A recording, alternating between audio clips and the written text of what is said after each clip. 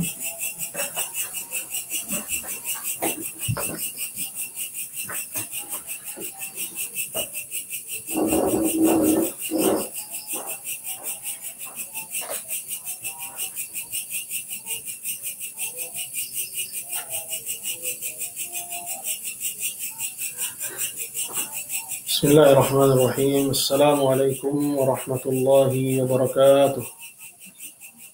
Innal hamdalillah nahmaduhu wa nasta'inuhu wa nastaghfiruh. Wa na'udzu billahi min shururi anfusina wa min sayyiati a'malina.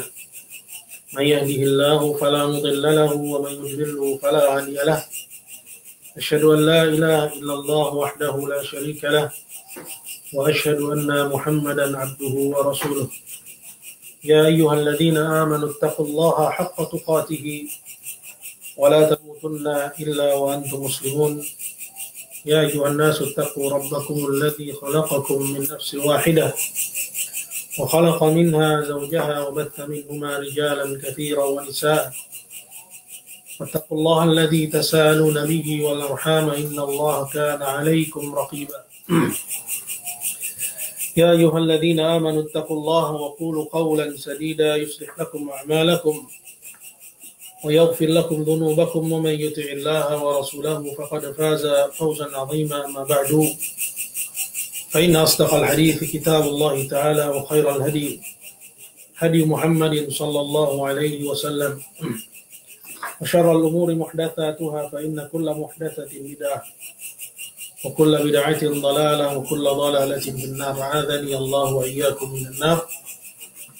Ikhwah sekalian yang saya hormati dan saya muliakan, pertama-tama marilah kita manjatkan puji syukur kita kehadirat Allah Subhanahu wa taala, yang mana pada malam hari ini kita masih merasakan nikmatnya mendapatkan curahan karunia dari Allah Subhanahu wa taala. Kemudian yang kedua, berkenaan dengan jadwal kajian Kashfus Syubhat, di mana sebelumnya kita langsungkan pada sore hari di pukul 4. Mulai hari ini kita akan pindah jadwalnya setelah jam sholat tarawih, yaitu kurang lebih jam 8:30 malam. Hadirin dimuliakan Allah Subhanahu wa taala, pada pembahasan kita dari kitab Kashfus Syubhat, pada pertemuan yang lalu kita telah selesai dari keterangan penulis, yang mana Syekh Muhammad bin Abdul Wahhab rahimahullah taala menjelaskan beberapa hal. Di antaranya, ini yang terpenting tentunya dari perkara yang penting, bahwa kalimat la ilaha illallah itu tidak dituntut dari seorang hanya mengucapkannya saja, tanpa seorang memahami maknanya dan mengamalkan kandungannya. Jadi ini dia memiliki benang merah dengan pengertian iman.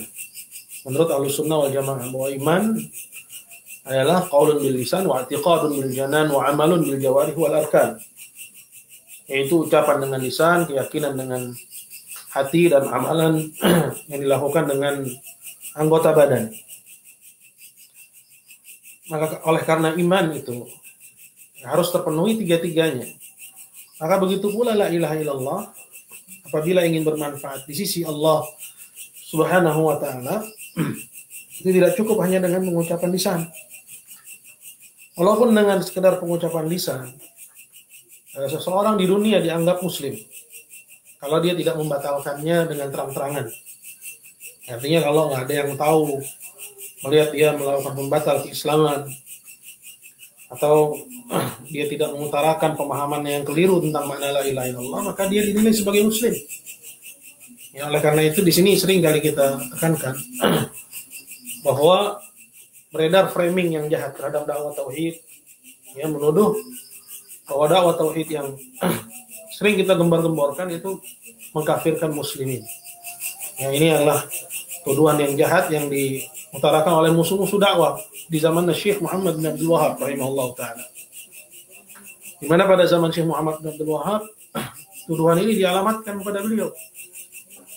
Dan beliau mengatakan, kami tidak mengkafirkan muslimin, akan tapi para penyembah kubur itu yang bukan orang Islam.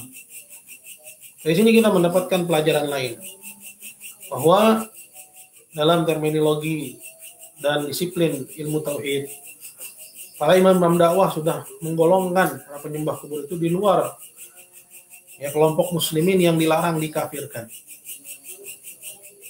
Saya ulangi kembali bahwa dalam disiplinnya para ulama-ulama dakwah tauhid, para imam dakwah najd, mereka sudah menggolongkan para penyembah kubur yang di luar kelompok muslimin yang dilarang dikafirkan.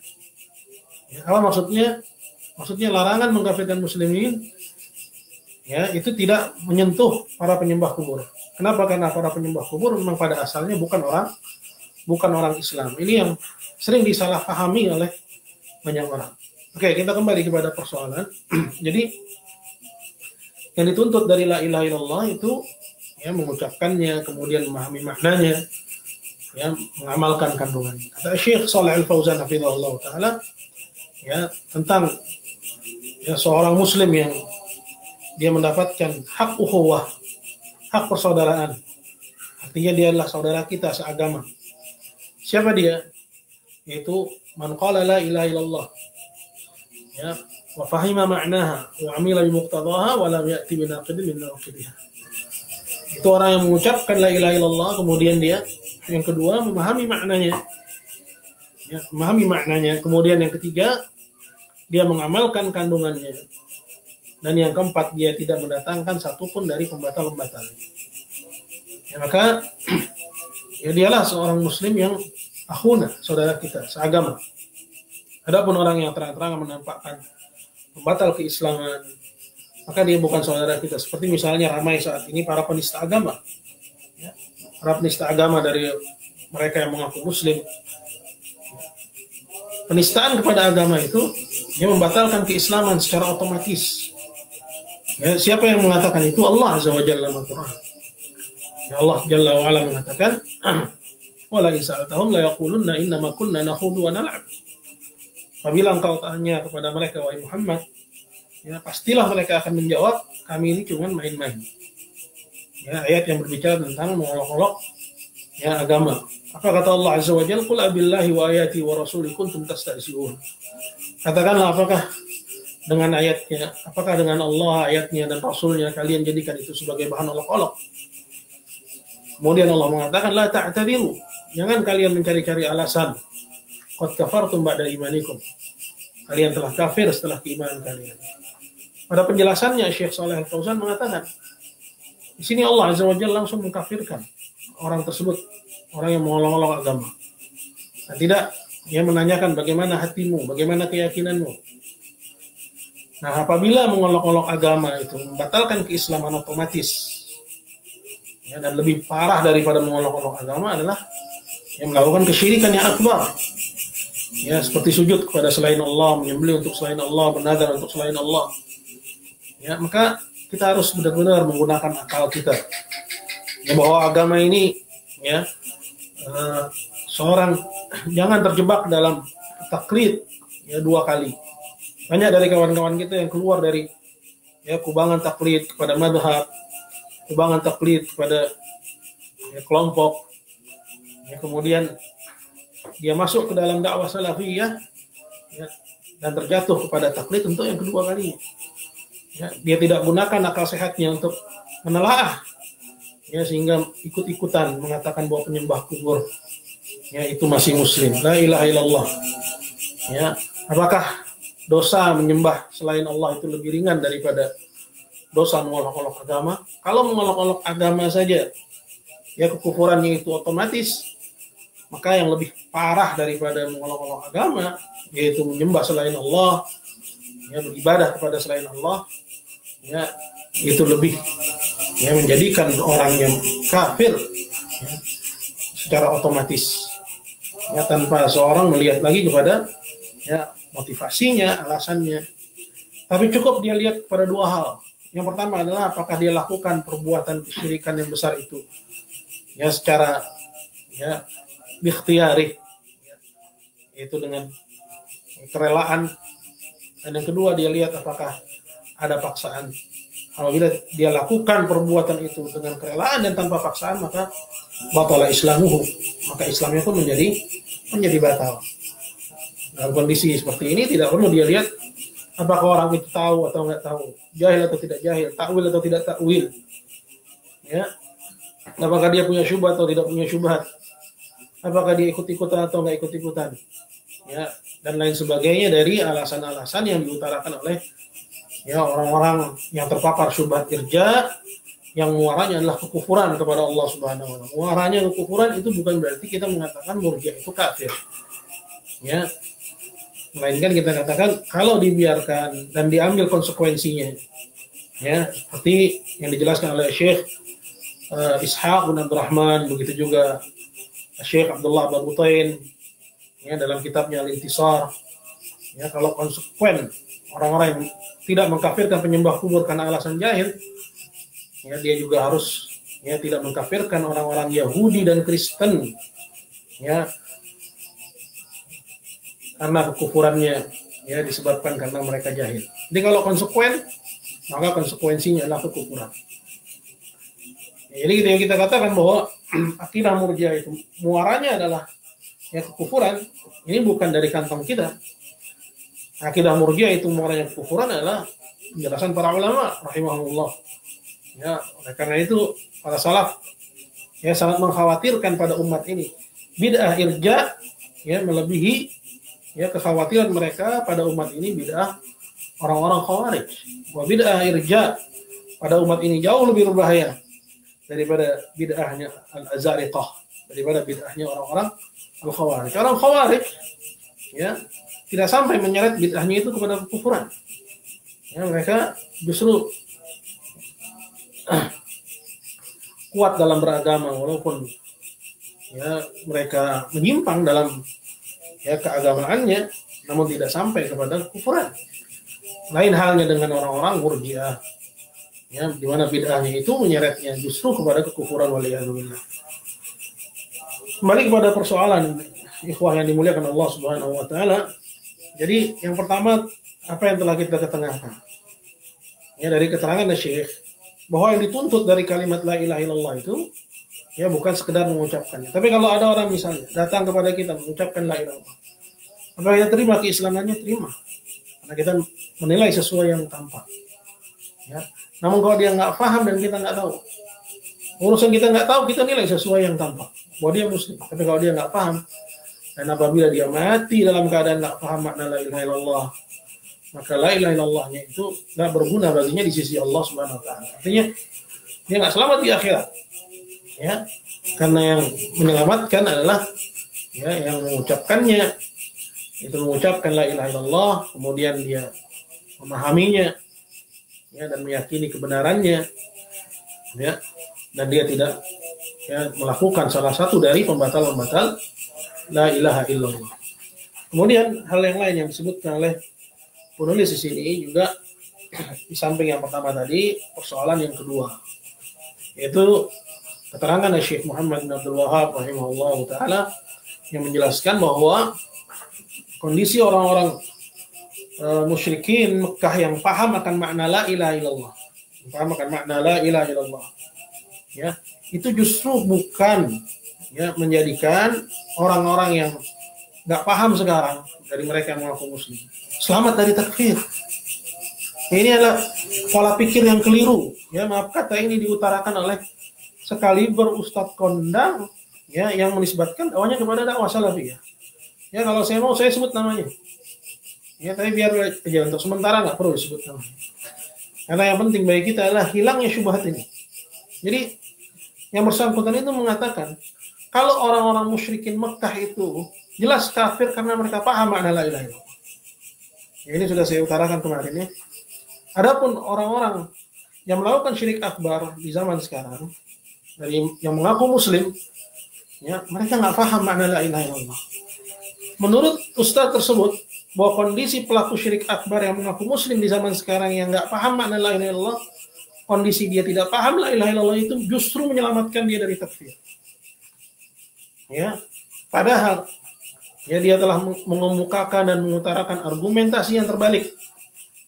Ya, argumentasi yang terbalik. Ya, dari yang diutarakan oleh Imam Al-Mujaddid Syekh Muhammad bin Abdul Wahab rahimahullah dalam risalah yang paling, ya, ini bisa kita katakan risalah yang dibaca oleh sighar talabatul ilm, penuntut ilmu pemula. Ya, setelah menyelesaikan dasar-dasar dari, ya, pelajaran tauhid uluhiyah, dia masuk kepada kasyfus syubhat kalau betul-betul dia pahami. Ya, dia akan dapati bahwa ucapan tersebut adalah ucapan dai, itu adalah syubhat yang justru membatalkan dakwah tauhid yang dibawa oleh Syekh Muhammad bin Abdul Wahab rahimahullah taala. Ya, saya ulangi bahwa dai tersebut mengatakan, ya, bahwa orang-orang musyrikin Mekah mereka kafir karena mereka paham, katanya. Adapun orang-orang musyrikin yang mengaku muslim di zaman sekarang nggak bisa dikafirkan, katanya. Kenapa? Karena mereka nggak paham la ilaha illallah. Kenapa jadi begitu logikanya? Ya, saya telah utarakan kemarin, ya, bahwa seperti yang dinukil oleh Syekh Muhammad bin Abdurrahman bin Qasim, anak dari Syekh Abdurrahman bin Qasim. Syekh Abdurrahman bin Qasim ini yang menyusun kitab, ya, Durarus Saniyah, yang berisikan fatwa para ulama imam-imam dakwah Najdiyah. Ya. Dia itu Syekh Muhammad bin Abdurrahman ini itu, ya, memiliki salinan dari syarahnya Syekh Muhammad bin Ibrahim Al-Syekh. Syekh Muhammad bin Ibrahim Al-Syekh ini adalah mufti Saudi sebelum Syekh bin Baz rahimahullah ta'ala. Nah, Syekh Muhammad bin Ibrahim Al-Syekh ini punya syarah terhadap kasyfus syubhat. Di situ dijelaskan, ya, di muqaddimah kasyfus syubhatnya Syekh Muhammad bin Ibrahim, ya, berdasarkan tulisan dari Syekh Muhammad bin Abdurrahman bin Qasim, ya, bahwa kondisi orang-orang yang melakukan syirik akbar di zaman sekarang, yang mengaku muslim, itu tidak menyelamatkan mereka dari kekufuran. Ya. Justru kondisi mereka yang mengaku muslim namun melakukan kekufuran itu menunjukkan bahwa mereka kekufuran yang lebih parah daripada kekufurannya orang-orang musyrikin di zaman Nabi SAW. Begitu logikanya. Jadi pahami nggak ini? Ya. Jadi seperti itu, seperti nanti kita akan nukil, ya, pada tempatnya. Ya, kalau antum nggak sabar, saya sebutkan itu di halaman sebentar.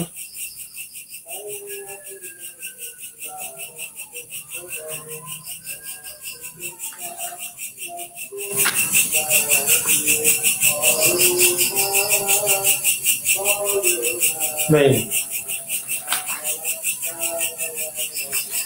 Di halaman yang ke-118, ya, dari cetakan saya ini. Di halaman yang ke-118. Ya, di situ di alinea yang kedua. Ya. Saya nukil perkataan Syekh Muhammad bin Ibrahim. Ya, pada alinea yang kedua, kemudian yang kedua Syekh Muhammad bin Abdurrahman bin Qasim rahimahullah dalam muqaddimahnya terhadap syarah kasyfus syubhat. Syekh Muhammad bin Ibrahim Al-Syekh menegaskan bahwa perbedaan ini semua bukan menyelamatkan mereka dari takfir. Perbedaan ini maksudnya apa? Topik yang dibahas di halaman ini, kita mundur ke halaman 117, ya, bahwa para, ya, pembela musyrikin, para pengacara musyrikin, ya, karena kitab kasyfus syubhat ini membantah syubhatnya musyrikin dan syubhatnya para pengacara musyrikin. Para pengacara musyrikin itu pengen ngebelain, ya, musyrikun dengan mengatakan bahwa orang-orang yang kalian kafirkan itu mereka mengucapkan syahadat loh.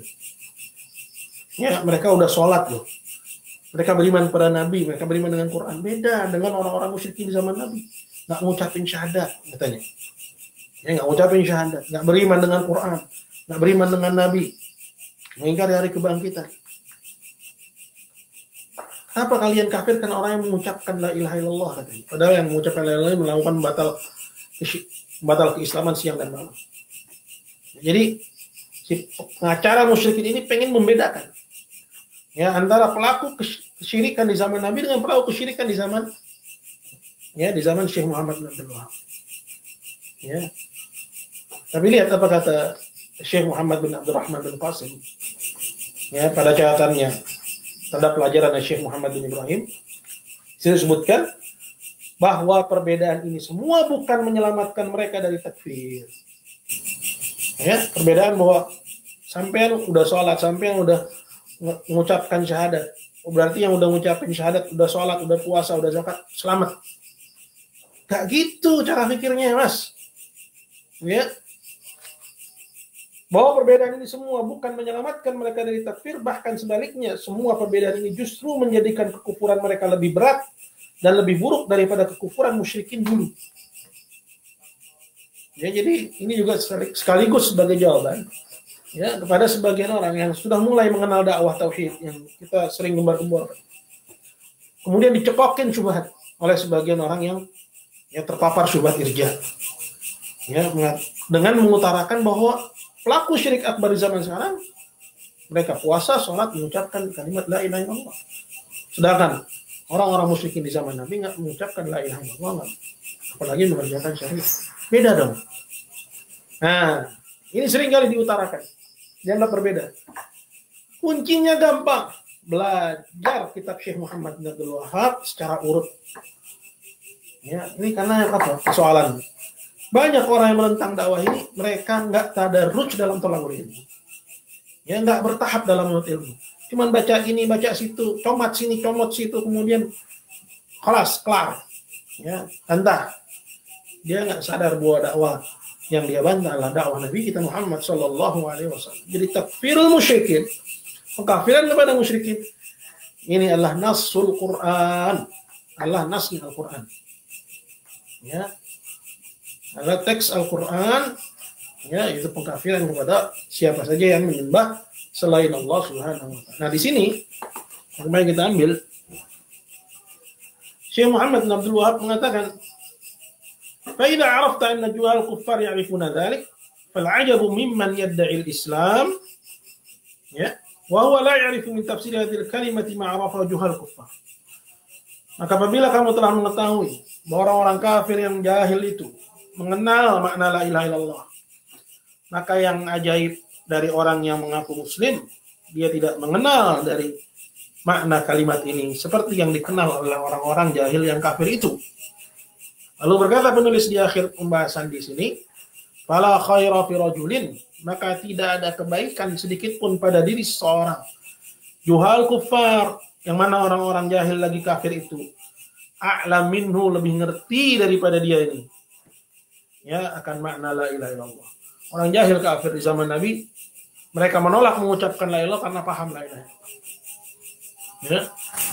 Sedangkan orang yang mengaku muslim di zaman sekarang, ya banyak yang mengucapkan la ilaha illallah ya tapi nggak paham maknanya dan melakukan pembatalnya siang dan malam. Ya. Jadi menurut logika atau argumen Syekh Muhammad bin Abdul Wahab, siapa yang lebih baik? Ya. Siapa yang lebih baik? Hah? Yang lebih baik musyrikin. Musyrikin masih lebih baik. Ya. Nah, tapi sebagian orang zaman sekarang bilang apa? Yang lebih baik siapa? Pelaku kesyirikan zaman sekarang. Jadi mereka nih yang bilang, ya pelaku kesyirikan zaman sekarang ini yang lebih baik daripada musyrikin zaman dulu, itu bermakmum kepada Syekh Muhammad bin Abdul Wahab. Baca Rasailnya, baca juga kitab syubhat. Cuman justru yang nyangsang itu syubhatnya. Yang nemplok itu syubhatnya. Padahal kalau benar-benar dia tulus belajar, ya menginginkan kebenaran, ya maka dia akan dapati dengan terang akan benarnya dakwah ya ini. Jadi lucu ya kalau yang mengutarakan ya syubhat-syubhat ini adalah musuh dakwah, maka kita paham ya. Tapi justru yang mengutarakan syubhat ini justru orang yang mengaku bermakmum kepada dakwah Syekh Muhammad bin Abdul Wahab rahimahullah ta'ala. Jadi ini yang kemarin kita bahas. Kita masuk kepada pembahasan yang berikutnya di halaman 51. Selanjutnya berkata Syekh Muhammad, "Idza 'arafta ma dzakartu laka ma'rifata qalbin." Jika kamu telah mengetahui apa yang telah aku sebutkan kepadamu dengan pengenalan hati. Maksudnya dengan hati yang paham. Wa 'arafta syirka billahi alladhi qala Allah fi. Dan kamu sudah mengetahui apa itu kesyirikan kepada Allah yang Allah terangkan tentangnya dalam firman-Nya dalam ayat yang ke-48 dari surat An-Nisa. Innallaha la yaghfiru ay yushraka bihi. Sesungguhnya Allah tidak mengampuni dosa syirik. Wa yaghfiru ma duna dzalika liman yasha, dan mengampuni selain dari kesyirikan bagi siapa yang Dia kehendaki. Ya, ayat ini menunjukkan akan bahayanya dosa kesyirikan melebihi dosa-dosa yang lain. Ya, bahwa dosa kesyirikan adalah dosa yang tidak diampuni bagi orang yang mati dan belum sempat taubat darinya. Wa arafta dinallahi alladhi arsala bihi ar-rusula min awwalihim ila akhirihim. Dan kalian tahu apa agama Allah yang dengannya Allah mengutus para rasul-rasulnya yang pertama sampai yang terakhir. Alladzi la yaqbalullahu min ahadin dinan siwa, yaitu agama yang Allah tidak terima dari seorang pun selain agama itu. Wa arafta ma asbaha ghaliban nasi fihi minal jahli bihadza, dan kamu pun tahu apa yang menjadikan mayoritas manusia itu tenggelam dalam kejahilan akan persoalan ini. Afadaka faidatain. Ini juga bisa kita artikan, dan kalian pun tahu bagaimana mayoritas manusia berada dalam kejahilan akan persoalan ini. Bahwa sedikit yang paham. Afadaka faidatain. Kalau kamu telah mengetahui ini semua, maka itu semua memberimu dua pelajaran, dua faidah.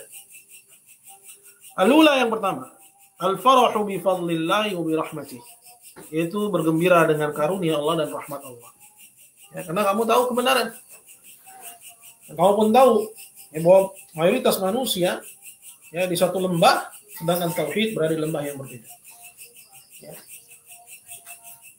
Maka seorang yang mengetahui al-haq yafrah, bergembira. Amma qala ta'ala, seperti yang Allah Ta'ala firmankan, qul bi fadlillahi wa bi rahmatih, katakanlah hanya dengan karunia dan rahmat Allah lah. Fa bidzalika falyafrahu, dengan yang demikian itu hendaknya kalian bergembira. Wa khairun mimma yajma'un, itu lebih baik daripada apa yang mereka kumpulkan. Jadi seorang mendapat hidayah kepada Islam, kepada tauhid. Ini adalah hidayah yang mahal. Tahu mana itu tauhid, mana itu syirik. Di saat yang sama mayoritas orang keliru tentang mendefinisikan dan mengidentifikasikan agama yang dibawa oleh Nabi Muhammad SAW. Maka kita bergembira. Kata Allah Azza wa Jalla, itu lebih baik daripada apa yang manusia kumpulkan berupa harta. Kata Nabi kepada Ali bin Abi Thalib, la an yahdiyallahu bika rajulan wahidan khairul laka min humurin na'am. Ada satu orang yang dapat hidayah kepada Islam karena kamu, itu lebih baik daripada unta merah, daripada harta yang paling mahal yang dicari oleh orang Arab pada waktu itu. Jadi ini faedah yang pertama. Wa afadaka aidan al-khauf al-'azim. Dan juga memberimu faedah yang kedua. Apa itu? Yaitu ketakutan yang besar. Rasa takut yang besar. Jadi setelah orang tahu kebenaran dan bahwa manusia mayoritasnya berada dalam kejahilan tentang kebenaran, dia pun juga khawatir samping itu. Dia khawatir kalau dia terjatuh kepada kesyirikan sebagaimana orang-orang dahulu terjatuh di dalamnya. Afadaka aidan al-khauf al-'azim, juga memberimu pelajaran berupa rasa takut yang besar. Fa innaka idza 'arafta anna al-insan yakfuru bi kalimatin yukhrijuha min lisan. Karena sungguhnya jika kamu telah tahu bahwasanya manusia itu bisa menjadi kafir disebabkan satu kalimat, satu ucapan yang dia keluarkan dari lisannya. Bisa menjadi kafir disebabkan satu ucapan yang dia utarakan dengan lisannya. Waqad yaquluha wa huwa jahil. Dan bisa jadi dia ucapkan kalimat itu, dia nggak tahu bahwa ucapannya itu adalah kekufuran. Fala yu'dzaru bil jahl. Jadi ini teks dari Syekh Muhammad bin Abdul Wahab, maka tidak ada uzur dalam kejahilan pada persoalan ini. Maksudnya dalam persoalan Ya, tauhid yang terang. Seperti misalnya sabullah. Ya, apa ada orang jahil tentang keagungan Allah Subhanahu wa taala? Ya. Nggak ada orang jahil tentang keagungan Allah. Kemudian dia maki Allah, dia caci Allah Subhanahu wa taala. Kemudian dia yad'il jahil, dia bilang, "Saya nggak tahu." Ya. Bahwa ini adalah kekufuran, yakfur dia. Dia jatuh kepada kufur walaupun dia dalam kondisi ini tidak tahu. Begitu juga istihza billah. Ya, mengolok-olok agama Allah Subhanahu wa taala. Ya. Karena sudah menjadi ya suatu hal yang diakui oleh fitrah bahwa agama itu ya haknya adalah dimuliakan, haknya adalah diagungkan. Ya, tanya kepada semua penganut agama di luar Islam. Ya, non muslim. Orang Kristen mengagungkan ya agama Kristennya, orang Yahudi mengagungkan agama Yahudinya, orang Konghucu mengagungkan agama Konghucu, dan seterusnya. Hatta orang musyrikin mengagungkan agama ya kesyirikan. Kemudian ada orang Islam yang mengolok-olok agamanya sendiri, maka ini menunjukkan akan hilangnya ta'zim yang wajib, hilangnya pengagungan yang wajib dalam diri dia. Ya. Maka dia kafir walau jahil, walaupun dia itu ya, mengklaim dirinya nggak tahu. Ya, jadi di sini ya persoalan dalam pokok agama bahwa tidak ada kejahilan, tidak ada uzur ya dalam ya kejahilan pada persoalan ini. Ini adalah teks dari perkataan Syekh ya Muhammad bin Abdul Wahhab rahimahullahu taala. Faqad yaqulu wa huwa yadhun, dan bahkan mungkin saja dia juga mengucapkan ucapan kufur itu wa huwa yadhunnu annaha tuqarribu ila Allah taala. Di atas sangkaan bahwa ucapan itu bisa mendekatkan dirinya kepada Allah taala zulfa. Ya. Membawa dirinya semakin dekat kepada Allah taala. Kama kana dhannul kuffar. Sebagaimana itu sangkaannya orang-orang kafir dulu. Ya, orang-orang kafir itu di zaman Nabi SAW yang melakukan kesyirikan kepada Allah Azza wa Jalla dengan beribadah kepada selain Allah, dari para malaikat dan orang-orang saleh, ya, mereka mengucapkan dan mengutarakan perkataan-perkataan kufur itu dalam rangka untuk apa? Untuk bisa lebih dekat lagi kepada Allah Azza wa Jalla. Tapi apa yang mereka dapat? Justru kekufuran, justru kekafiran. Ya. Dan di sini Syekh mengatakan wahwa yadhun, dan dia menyangka. Artinya dia jahil. Tapi tetap dia kafir. Ya, dia tetap ya kafir. Ya, kenapa? Karena ucapannya. Nah, kembali kepada apa yang disebut oleh Syekh. Jadi ada dua pelajaran. Yang pertama, kalian berbahagia mengetahui kebenaran, dan kalian pun takut. Kenapa harus takut? Karena realita ya bahwa kejahilan dalam persoalan ini itu tidak ada uzur.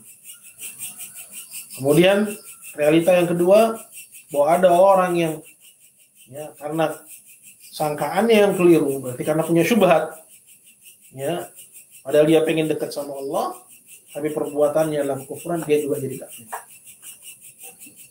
Jadi ini persoalan yang ya ini lebih serem daripada COVID-19, Mas. Ya, karena COVID-19 ya la qaddar Allah, semoga Allah tidak takdirkan seorang kena meninggal dunia. Namun apabila dia menauhidkan Allah Subhanahu wa taala, dia selamat di akhirat. Tapi kesyirikan kepada Allah Subhanahu wa taala, ya, siapapun yang mati membawa dosa syirik, ya, maka berlaku padanya firman Allah, innallaha la yaghfiru yushraka bih. Allah tidak mengampuni dosa syirik. Wa yaghfiru ma duna dzalika liman yasha. Jadi hadirin dimuliakan Allah, takut gitu. Ya, ada orang yang ya mengucapkan ya, tapi harus ya didudukkan perkara yang di sini dia ucapkan dengan kesadaran dan tanpa paksaan. Dia ucapkan ucapan kekufuran dan dia nggak tahu bahwa itu ucapan kekufuran. Yakfur dia jatuh kepada kekufuran. Atau bahkan dia ucapkan ucapan kekufuran di atas sangkaan bahwa itu bisa mendekatkan dirinya kepada Allah. Seperti yang oleh orang-orang musyrikin di zaman Nabi. Dia nggak tahu gitu bahwa ucapannya itu justru menjadikan dia semakin jauh dari Allah Subhanahu wa taala. Artinya dia punya syubhat. Kafir nggak dia? Ya, teksnya Syekh Muhammad bin Abdul Wahhab, orang itu kafir. Wa huwa yadhun, dan dia menyangka. Orang yang menyangka itu nggak punya ilmu. Karena zon itu duddul ilm, lawan dari ilmu. Ya, lawan dari ilmu. Ya, jadi orang jahil, gitu juga orang punya syubhat, orang punya takwil dalam masalah ini. Ya, dia yakfur, dia menjadi kafir. Makanya Syekh bilang, faedah yang kedua kalian takut. Tapi kalau menurut orang-orang murjiah kontemporer, ya nggak takut. Ya, cuman bahagia saja. Yang keduanya nggak berlaku, nggak takut. Kenapa? Karena nggak jadi kafir. Gitu kan? Nggak takut. Kenapa? Karena nggak menjadi kafir. Kenapa? Ya, itu kaidah mereka. Orang yang melakukan kufur karena jahil, orang yang melakukan kufur karena takwil, orang yang melakukan kufuran karena syubhat, nggak kafir. Jadi yang kedua ini nggak berlaku. Ya, bagi orang-orang murjiah kontemporer ini. Ini diantara bentuk inkonsistensinya mereka. Mereka nggak konsisten dengan akidahnya mereka. Mengaku bermakmum dengan Syekh Muhammad bin Abdul Wahab, tapi justru cara nggak sadar mereka membantah Syekh Muhammad bin Abdul Wahab rahimahullah ta'ala. Kemudian bangga gitu disebut Wahabi. Ya. Padahal yang dia dakwahkan adalah justru syubhatnya musuh-musuh dakwah di zaman. Kemudian terakhir kata Syekh, khususan in alhamakallah, terlebih lagi jika Allah memberitahukan padamu. Maksudnya terlebih lagi jika kamu mengetahui maka an qaumi Musa ma'a sala'im wa ilmihim. Apa yang dia kisahkan tentang kaumnya Musa. Ya. Padahal kaum Musa ini adalah kaum yang saleh dan kaum yang berilmu. Annahum atahu qailin. Wa mereka mendatangi Musa seraya berkata, ij'al lana ilahan kama lahum alihah. Buatkan untuk kami ilah seperti mereka punya ilah. Jadi ketika Musa dengan kaumnya ini selamat ya dari kejaran Firaun yang Allah ceritakan dalam Quran, wa jawazna ibadi Israil al-bahr, dan kami selamatkan Bani Israel melintasi Laut Merah. Fa'atau ala qaumin, sudah selamat, Firaun tenggelam kan.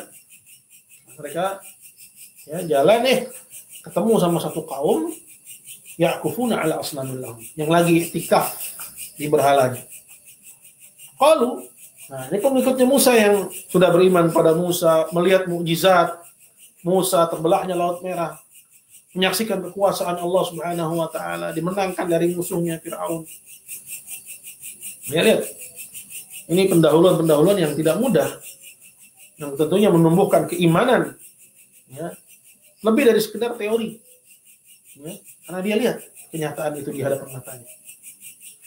Tapi dia masih mengatakan kepada Musa ketika melewati orang-orang yang beribadah kepada berhala, mereka bilang kepada Musa, ij'al lana ilahan kama lahum alihah. Buatkan untuk kami ilah seperti orang-orang itu punya ilah. Nah, ini yang dimaksud oleh Syekh Muhammad, melahirkan rasa takut. Kalau kita sudah tahu kebenaran, kita berbahagia dengan kebenaran, namun di samping itu kita juga takut. Ya, kenapa? Karena adanya realita-realita ini. Kaumnya Musa, orang-orang musyrikin dulu yang melakukan kesyirikan, sedangkan tujuan ingin mendekatkan diri kepada Allah Subhanahu wa taala. Tapi malah yang mereka dapat adalah kufuran kepada Allah. Maka seorang muslim takut. Ya, takut sebagaimana yang diajarkan oleh Nabi kita, diajarkan oleh Ibrahim alaihissalam. Takut dari kesyirikan. Fahina idzin ya'dhumu hirsuka wa khawfuk. Maka ketika itu semakin besarlah kesungguhanmu dan rasa takutmu ala ma yukhallisuka min hadza wa amthalih, dalam mempelajari ya perkara yang menyelamatkanmu dari ya bahaya yang seperti ini dan yang semisalnya. Simpulannya yang dimuliakan Allah Subhanahu wa taala ya, bahwa seorang yang mengenal hakikat dari dakwah tauhid yang hak, ya dia bergembira. Namun di samping kegembiraannya itu, ya juga terselip ya kekhawatiran kalau dia terjatuh ke dalamnya. Di sini saya akan bawakan penjelasan Syekh Abdul Razak Abbad ya dalam syarahnya terhadap Kasyfus Syubuhat pada perkataan Syekh Muhammad bin Abdul Wahab, fala yu'dharu bil jahl. Mana Syekh Muhammad mengatakan tidak ada uzur ya karena sebab kejahilan. Di halaman 53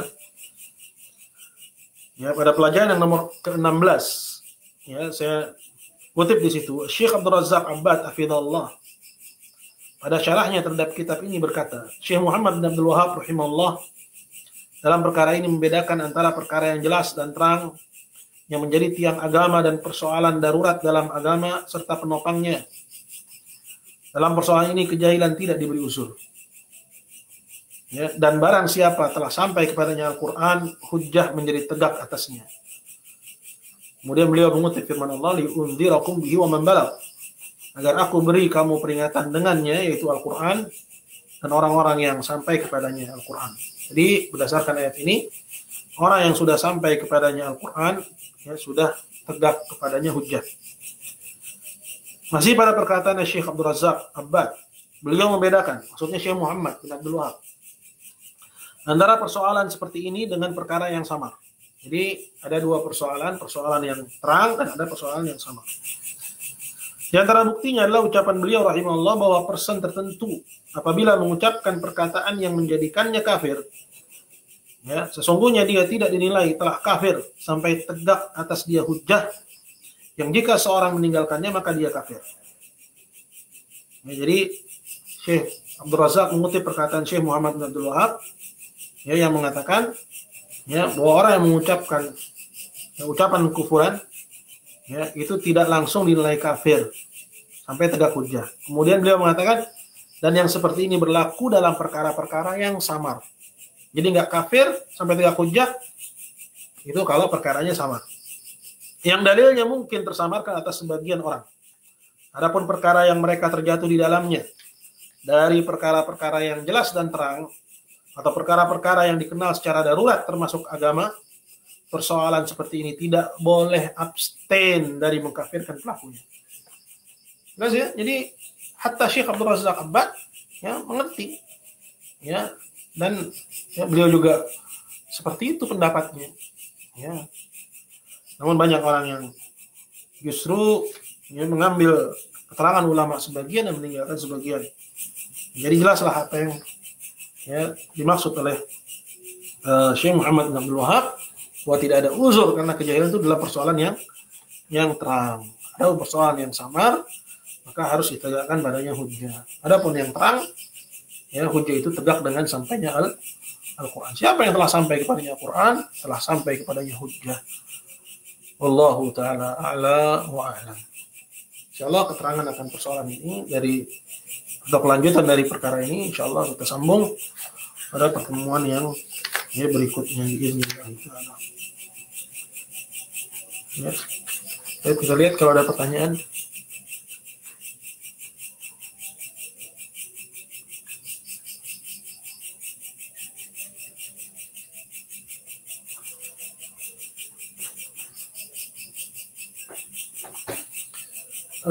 Di sini ada yang bertanya berkenaan dengan orang yang taubat dari syirik akbar, apakah perlu syahadat lagi? Sebagian ulama mengatakan perlu syahadat lagi. Ya, namun yang lainnya berpendapat, ya, cukup baginya bertaubat kepada Allah Subhanahu wa taala dan beriltizam dengan syiar-syiar Islam yang zahir seperti salat, puasa, zakat, seterusnya. Ya. Karena, ya, dalam perkara kekufuran, ya, seperti orang yang kafirnya karena mengingkari wajibnya sholat, ya, maka kapan dia balik kepada Islam? Itu dengan meyakini wajibnya sholat. Orang yang kafirnya karena mengingkari hari kebangkitan, maka kapan dia kembali menjadi muslim? Dengan beriman dengan hari kebangkitan. Gitu aja. Ya, orang yang meyakini bolehnya melakukan syirik akbar, ya, dia kafir, ya, atau dia melakukan syirik akbar, dia kafir. Kapan dia kembali muslim? Itu dengan dia tinggalkan perbuatan itu dengan taubat yang nasuh. Ya, sebagian ulama mengatakan, ya, dia harus bersyahadat lagi. Jadi, ya, bisa ini atau bisa juga, ya, yang kedua.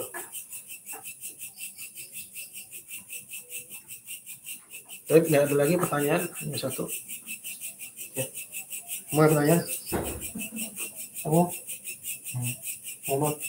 Ya.